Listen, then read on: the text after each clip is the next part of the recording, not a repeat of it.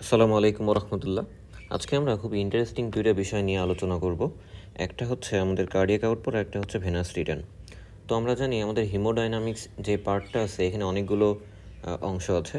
আমরা হিমোডাইনামিক্সের ভিতরে cardiac output, venous return, total peripheral resistance, heart rate, এই বিষয়গুলো নিয়ে আলোচনা করি। কেমন?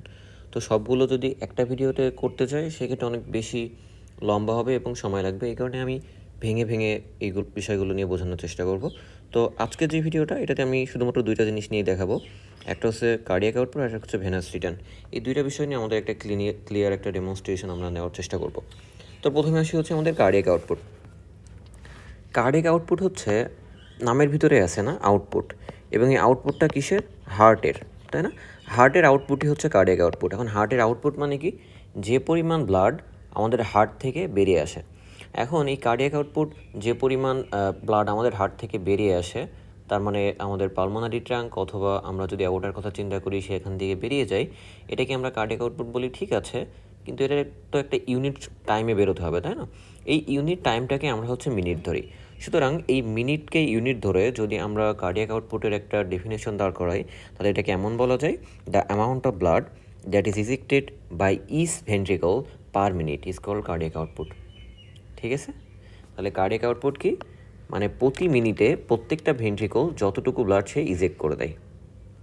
তো আমাদের নর্মালি আমাদের দেহে যে ব্লাডের পরিমাণ, আমরা ব্লাড ফিজিওলজিতে শিখেছি যে আমাদের নর্মালি দেহে যে ব্লাডের পরিমাণ, একটা মেলের কথা যদি চিন্তা করি তাহলে 5 থেকে 6 লিটার এতটুকু ব্লাড থাকে, তাই না? তো দেখা যায় প্রতি মিনিটে এই 5 থেকে 6 লিটার ব্লাডই একবার হচ্ছে আমাদের হার্ট দিয়ে ট্রাভেল করে। তার মানে কি, আমাদের 5 থেকে 6 লিটার ব্লাড যে আমাদের দেহে আছে, এর পুরা ব্লাডটাই আমাদের দেহে একবার ট্রাভেল করে প্রতি মিনিটে। সুতরাং আমরা বলতে পারি যে 5/6 লিটার পার মিনিট, এটাই হচ্ছে আমাদের কার্ডিয়াক আউটপুট। ঠিক আছে? তাহলে নর্মাল কার্ডিয়াক আউটপুট কত? নর্মাল কার্ডিয়াক আউটপুট হচ্ছে 5 to 6 লিটার পার মিনিট। তো এটা মেইলের ক্ষেত্রে, কেমন? অনেক ক্ষেত্রে ফিমেলের ক্ষেত্রে একটু কম দেখা যায়। ফিমেলের ক্ষেত্রে বলা হয় 10 থেকে 20% কম থাকতে পারে। তাহলে ফিমেলের যে কার্ডিয়াক আউটপুট, এটা একটু কম থাকবে, 10 থেকে 20%। এখন কার্ডিয়াক আউটপুটের যদি আমরা সূত্রের কথা বলি, তাহলে কার্ডিয়াক আউটপুটকে আমরা সিও দিয়ে লিখতে পারি। এর কার্ডিয়াক আউটপুটের সাথে দুইটা জিনিস খুবই স্ট্রংলি রিলেটেড। একটা হচ্ছে আমাদের হার্ট রেট, আর একটা হচ্ছে স্ট্রোক ভলিউম। তো স্ট্রোক ভলিউম এবং হার্ট রেট নিয়ে পরবর্তীতে আমরা জানবো, এখানে ডিটেলস আমি বলতে যাচ্ছি না। তো ওইখানে আমরা জেনে নেব। আপাতত মনে রাখুন যে cardiac output is equal two stroke volume Times heart rate. ঠিক আছে? তো নর্মালি দেখা যায় আমাদের যে হার্ট রেট আমরা আগেই কত পড়েছি? 75 বিটস পার মিনিট। আমরা যখন কার্ডিয়াক সাইকেলের ভিডিওটা দেখলাম, তাই না?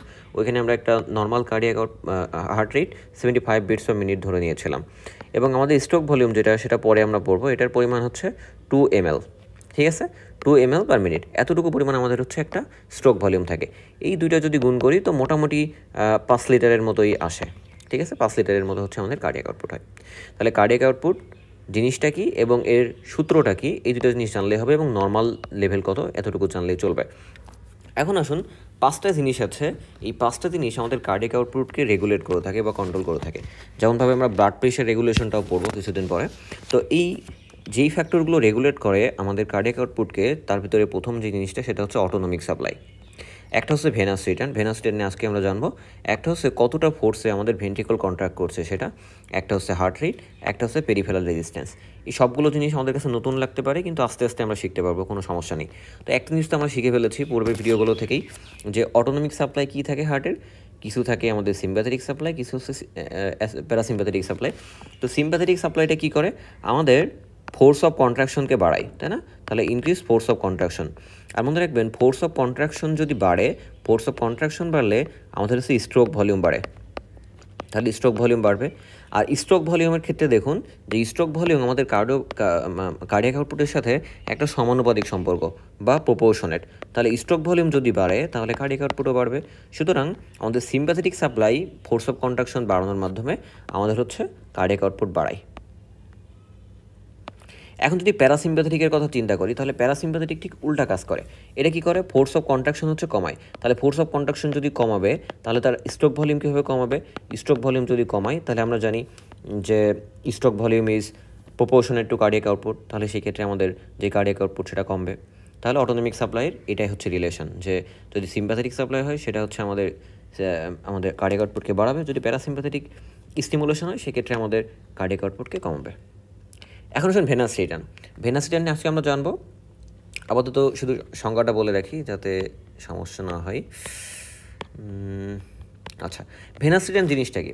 আমরা বললাম একটা নির্দিষ্ট amount of blood 5 to 6 litre per minute of blood আমাদের হার্ট থেকে বাইরে বেরিয়ে যায়। তো বেরিয়ে যাওয়ার পরে কিছু ব্লাডটা আমাদের হার্টে আবার আসাও লাগবে, তাই না? তো আমাদের যেই পালমোনারি ভেইনস, আমাদের superior vena CAVA, inferior vena CAVA, তারপরে আমাদের হার্টের যে ভেইনগুলো আছে, করোনারি যে ভেন, এই ভেইনগুলো কী করে আমাদের অ্যাট্রিয়ামে ব্লাডগুলো নিয়ে আসে বা রিটার্ন করে নিয়ে আসে। এই যে পরিমাণ ব্লাড আমাদের পেরিফেরি থেকে রাইট অ্যাট্রিয়ামে আসে এটাকেই আমরা বলি ভেনাস রিটার্ন। তাহলে এটাকে আমি ডেফিনেশন কী করে দিতে পারি? The amount of blood that comes from periphery to the right atrium of the heart, এইটাও পার মিনিট, এটাকে আমরা বলি হচ্ছে ভেনাস রিটার্ন। আমাদের এতটুকু জানো ভেনাস রিটার্নটা কী, ঠিক আছে? এখন আমরা পূর্বের পরে চলে যাই। তাহলে ভেনাস রিটার্ন যদি বাড়ে তার মানে কি বেশি পরিমাণ ব্লাড আপনার হার্টে আসছে, তাহলে বেশি পরিমাণ ব্লাড যদি হার্টে আসে তাহলে কি হবে? বেশি পরিমাণ ব্লাড হচ্ছে আপনার ভেন্ট্রিকলে যাবে। তাহলে বেশি পরিমাণ ব্লাড যদি ভেন্ট্রিকলে যায়, এন ডায়াস্টোলিক ভলিউম নামে একটা জিনিস আছে, এটা আমরা পরবর্তী ভিডিওতেই পড়বো। এই এন ডায়াস্টোলিক ভলিউমটা হচ্ছে বেড়ে যায়। এন ডায়াস্টোলিক ভলিউম হচ্ছে সেইটা যে একটা ভেন্ট্রিকলের ডায়াস্টল শেষ হবার পরে যে পরিমাণ ব্লাড এই ভেন্ট্রিকলে জমা হয় সেটাকে আমরা বলি হচ্ছে এন ডায়াস্টোলিক ভলিউম। তাহলে এন ডায়াস্টোলিক ভলিউম যদি বাড়ে তাহলে দেখা যায় স্ট্রোক ভলিউমও বাড়ে, ঠিক আছে? আর স্ট্রোক ভলিউম যদি বাড়ে তাহলে কী হবে? কার্ডিয়াক আউটপুট বাড়বে, কারণ কার্ডিয়াক আউটপুটের সাথে স্ট্রোক ভলিউমের সম্পর্কটা কি? সমানুপাতিক। এখন অনেকগুলো ফ্যাক্টর আছে যার উপরে হচ্ছে আমাদের ভেনাস রিটার্ন ডিপেন্ড করে, সেটা আমরা একটু পরেই জানবো। এখন আসুন force of contraction. Force of contraction যদি অলরেডি বলে ফেলেছি আমরা, তাই না? যে ফোর্স অফ কন্ট্রাকশন যদি বেশি হয় তাহলে কার্ডিয়াক আউটপুট বাড়বে। কেন? কারণ ফোর্স অফ কন্ট্রাকশন যদি বেড়ে যায় তাহলে আমাদের স্ট্রোক ভলিউমটা বাড়বে, আর স্ট্রোক ভলিউম মানে বাড়া মানে হচ্ছে কার্ডিয়াক আউটপুট বাড়া। এখন কেন? আমরা ফার্স্ট ভিডিওতে একটা ল পড়েছিলাম, নাম কি ছিল? ফ্রাঙ্কি স্টার্লিং ল, তাই না? ফ্রাঙ্কি স্টার্লিং ল অনুযায়ী আমাদের যদি মাসেলের লেন্থ বা initial length of cardiac muscle fibre যদি বেশি হয় তাহলে আমাদের এন্ডায়াস্টোলিক ভলিউমটা বাড়ে, তাই না? আর এন্ডায়াস্টোলিক ভলিউম বাড়া মানে স্ট্রোক ভলিউম বাড়া, আর স্ট্রোক ভলিউম বাড়া মানে কার্ডিয়াক আউটপুট বাড়া। এভাবে আমরা রিলেশনটা করতে পারি। তাহলে ফোর্স অফ কন্ট্রাকশন যদি বাড়ে তাহলে আমাদের কার্ডিয়াক আউটপুটও বাড়বে। এতটুকু মনে রাখলে আপাতত চলবে। এখন আসুন হার্ট রেট। হার্ট রেটের সাথে আমরা কার্ডিয়াক আউটপুটের সম্পর্কটা কীরকম দেখি? হার্ট রেটের সাথে কার্ডিয়াক আউটপুটের সম্পর্ক হচ্ছে সমানুপাতিক। তাহলে cardiac output is proportionate to heart rate. সুতরাং হার্ট রেট যদি কোনো কারণে বাড়ে কার্ডিয়াক আউটপুট অবশ্যই বাড়বে। আর উল্টাটা ক্ষেত্রেও সত্যি, মানে যদি কোনো কারণে আমাদের হার্ট রেট কমে যায় তাহলে কার্ডিয়াক আউটপুটটা কমে যাবে। আর একটা হচ্ছে পেরিফেরাল রেজিস্ট্যান্স। এই পেরিফেরাল রেজিস্ট্যান্সটা মেইনলি হচ্ছে আমাদের ডিপেন্ড করে যে আমাদের পেরিফেরিতে মানে পেরিফেরাল রেজিস্ট্যান্সের উপরে ডিপেন্ড করে যে আমাদের ভেনাস রিটার্নটা কীরকম হবে। তাহলে আমরা একটু আগেই দেখলাম ভেনাস রিটার্নটা কি? ভেনাস রিটার্ন যদি বাড়ে তাহলে আমাদের কার্ডিয়াক আউটপুট বাড়বে, কিন্তু যদি পেরিফেরিতে রেজিস্ট্যান্স বেশি থাকে তাহলে এই যে ভেনাস ব্লাড এটা আমাদের অ্যাডিকুয়েট অ্যামাউন্ট বা বেশি অ্যামাউন্ট হচ্ছে আমাদের রাইট অ্যাট্রিয়ামে আসতে পারে না।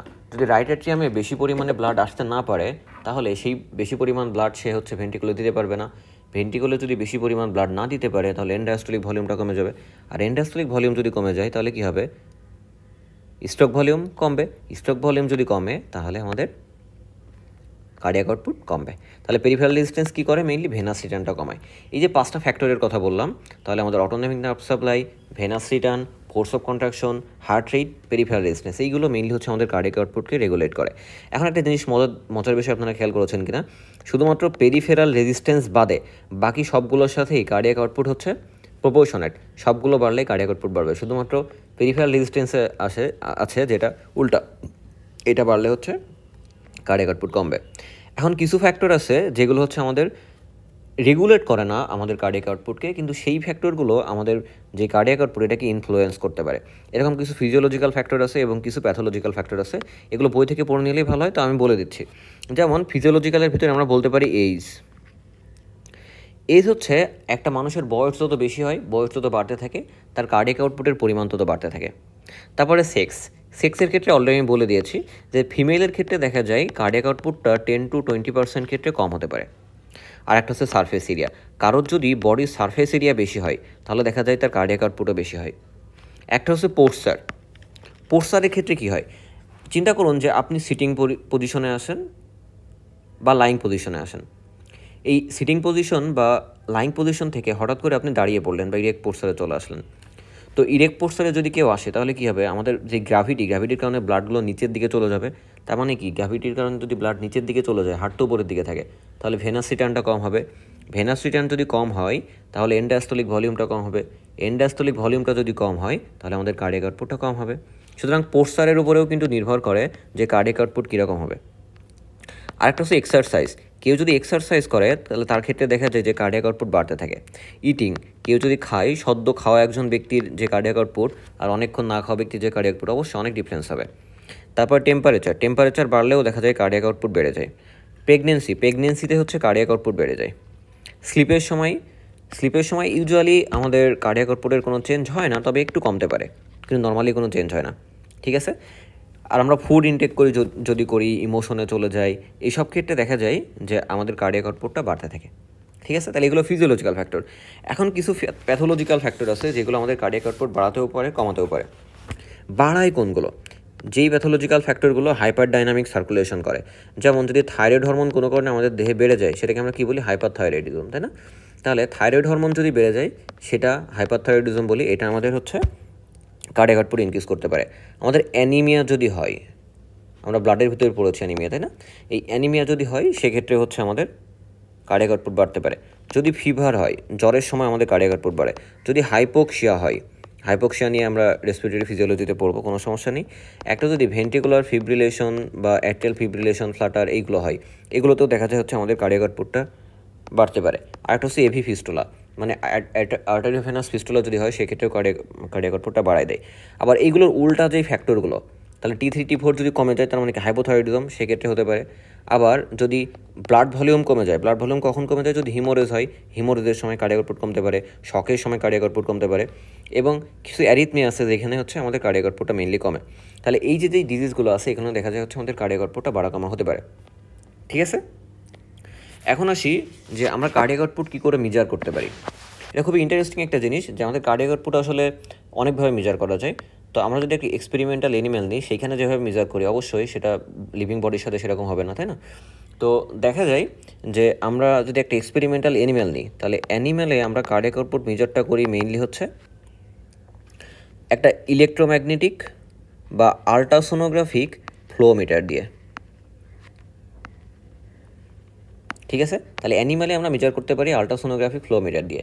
কিন্তু হিউম্যানের ক্ষেত্রে আমরা তো আর এইভাবে করতে পারি না, মানে অমানুষের মতো, তাই না? প্রাণীর মতো করতে পারি না। তো হিউম্যানের ক্ষেত্রে মেজার করার জন্য আমরা কিছু মেথড ইউজ করতে পারি। সবথেকে কমনলি যে মেথড আমরা ইউজ করি তাকে আমরা বলি হচ্ছে ডিরেক্ট ফিক মেথড।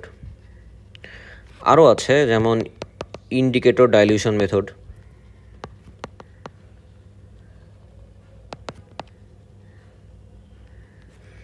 তারপরে ব্যালিস্টোকার্ডিওগ্রাফিক মেথড,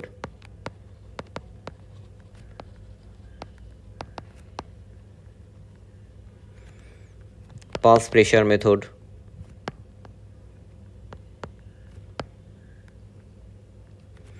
তারপরে কালার ডপলার দিয়েও আমরা এটা মেজার করতে পারি। তাহলে এতগুলো পদ্ধতি আছে যেভাবে হচ্ছে আমরা আমাদের যে কার্ডিয়াক আউটপুট এটা মেজার করতে পারি। তো এইখান থেকে আমাদের ফিক্স মেথডটা নিয়ে অল্প একটু জানতে হবে, কেমন? ডিটেলস আমরা জানবো না, কিন্তু অল্প একটু জানি। তো একটা প্রিন্সিপাল আছে যেটাকে আমরা বলি ফিক্স প্রিন্সিপালটা কি বলে যে আপনার বডিতে যে পরিমাণ সাবস্টেন্স আপনার বডি গ্রহণ করে, ফর এক্সাম্পল আমরা অক্সিজেনের কথা যদি চিন্তা করি, আপনার যে পরিমাণ নিঃশ্বাসের সময় আপনি অক্সিজেন নেন আর কী পরিমাণ অক্সিজেন আপনার দেহ সেটা ইউটিলাইজ করে বা ব্যবহার করে ফেলে, সেটা আমরা বের করতে পারবো যদি তার আর্টারিয়াল লেভেল অফ অক্সিজেন আর ভেনাস লেভেল অফ অক্সিজেনটা বিয়োগ করি। বা আরও সোজা করে বললে যে কোনো একটা সাবস্টেন্স আপনার বডিতে নিয়ে নেয় পার ইউনিট টাইমে, এটা হচ্ছে আর্টারিয়াল লেভেল থেকে ভেনাস লেভেল ওই সাবস্টেন্সের বিয়োগ করলেই পাওয়া যাবে। এটাকে আমরা বলে থাকি ফিক্স প্রিন্সিপাল। এই ফিক্স প্রিন্সিপাল দিয়ে খুব সুন্দর করে আমরা কার্ডিয়াক আউটপুট বের করতে পারি। তাহলে কার্ডিয়াক আউটপুট ফিক্স প্রিন্সিপাল অনুসারে কী হবে?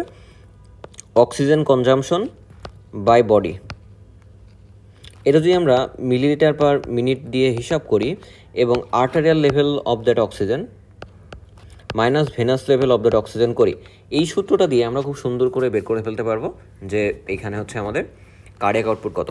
তো আসলে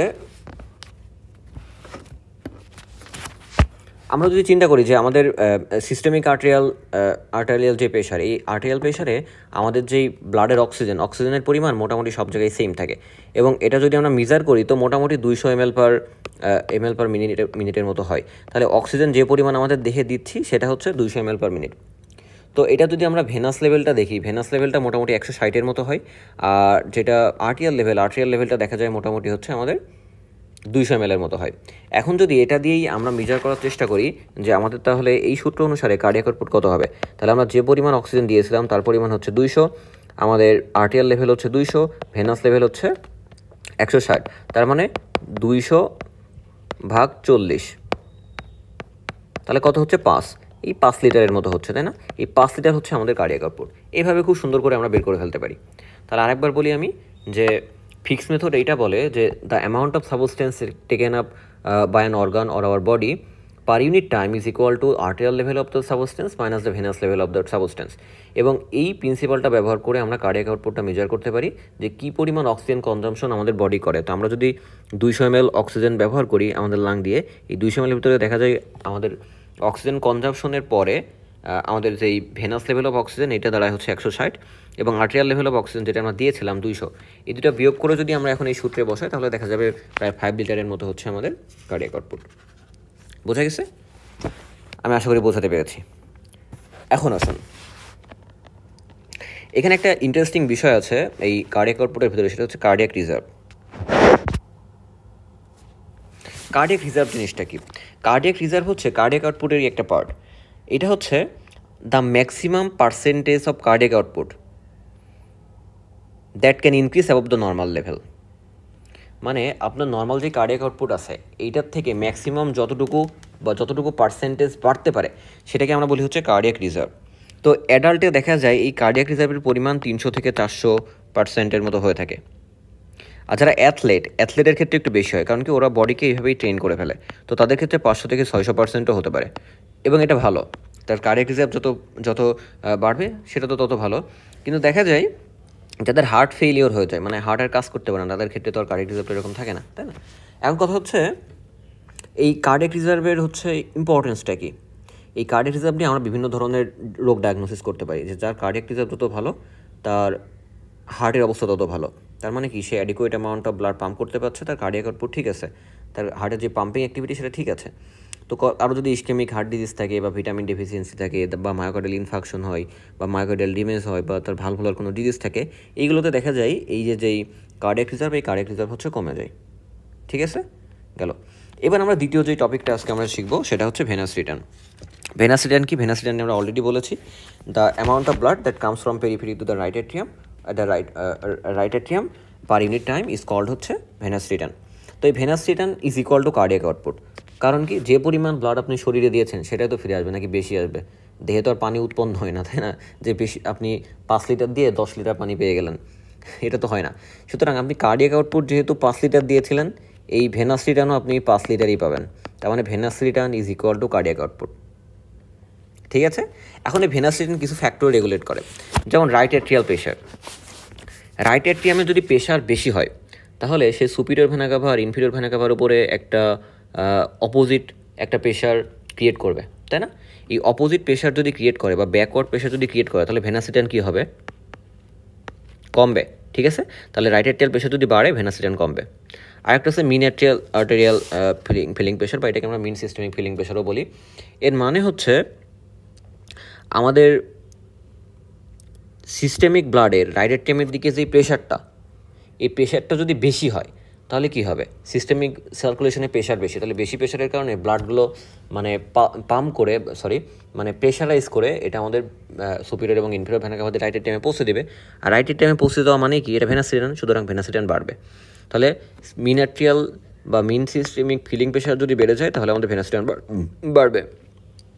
আরেকটা হচ্ছে টোটাল পেরিফেরাল রেজিস্ট্যান্স। আমরা পেরিফেরাল রেজিস্ট্যান্স নিয়ে আগেও বলেছি, যদি পেরিফেরাল রেজিস্ট্যান্স বেড়ে যায় বা রোধ যদি বেড়ে যায় তাহলে আমাদের ব্লাড আসতে কষ্ট হবে।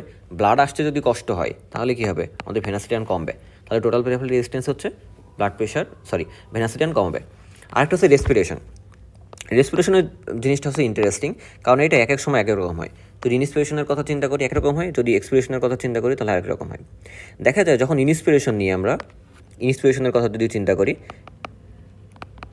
ইন্সপিরেশনের সময় কি হয়, আমাদের যেই ইন্টারনাল থোরাসিক যে প্রেশার বা ইন্ট্রাথোরাসিক প্রেশার যেটা, সেটা কি কমে যায়, কারণ কি লাংগুলো ইনফ্লেট করে, এবং সেই সাথে ইন্ট্রা অ্যাবডোমিনাল প্রেশার হচ্ছে বেড়ে যায়।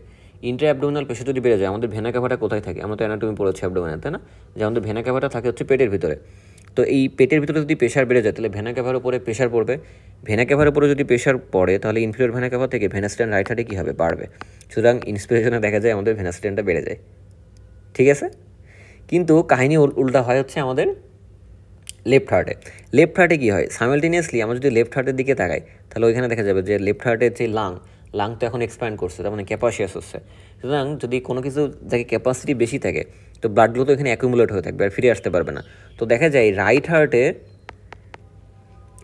হার্টে যদিও ভেনাসট্যান্ড বেড়ে যায়, লেফট হার্টে ভেনাসট্যান্ড কমে যায়, ঠিক আছে। কেন কমে যায়, কারণ ভেনাসগুলো স্টেসিস হয়ে গেছে বা ওইখানে আটকা পড়ে গেছে, কোথায়, আমাদের হচ্ছে লাঙে। এক্সপিরেশনে এক্স্যাক্টলি অপোজিটটা হয়, ঠিক আছে। আচ্ছা, এবার কার্ডিয়াক আউটপুটের সাথে সম্পর্ক কি, কার্ডিয়াক আউটপুট যদি বাড়ে ভেনাসট্যান্ড বাড়বে। মাসকুলার অ্যাক্টিভিটি বাড়লে কী হয়, আমাদের মাসেলের ভিতরে পাম্প থাকে, তাই না। আমরা ল লিম্বে পড়বো যে আমাদের কাপ মাসেলে পাম্প আছে, আমরা পেরিফেরাল হার্ট বলি ওইটাকে। তো এই কাপ মাসেলের পাম্পিং অ্যাকশন যদি বেড়ে যায় বা অন্যান্য মাসেলের যদি পাম্পিং অ্যাকশন বেড়ে যায়, সেগুলো এই ভেনাস যে ব্লাডগুলো আছে সেগুলো পাম্প করে আমাদের সার্কুলেশনে পাঠিয়ে দেয়, তাহলে কী হবে, ভেনাসট্যান্ডটা বাড়ায় দেয় এইভাবে। Pressure gradient around the vessels, দেখা যায় প্রেশার গ্রেডিয়েন্ট যদি বাড়ে, এটা মনে করুন আমাদের আর্টারিয়াল ইন্ট, এটা হচ্ছে ভেনাস ইন্ট, তাহলে আর্টারিয়াল ইন্ট থেকে ভেনাস ইন্টে যদি প্রেশার গ্রেডিয়েন্ট বেশি হয়, তাহলে ধরুন এখানে হচ্ছে 20 প্রেশার আছে, এখানে হচ্ছে 10 প্রেশার, তাহলে কী হবে, এ ঠেলে দিবে বেশি প্রেশারের কারণে ব্লাডগুলোকে। সুতরাং গ্রেডিয়েন্ট যদি বেশি হয় আমাদের ভেনাসট্যান্ডটা বাড়বে।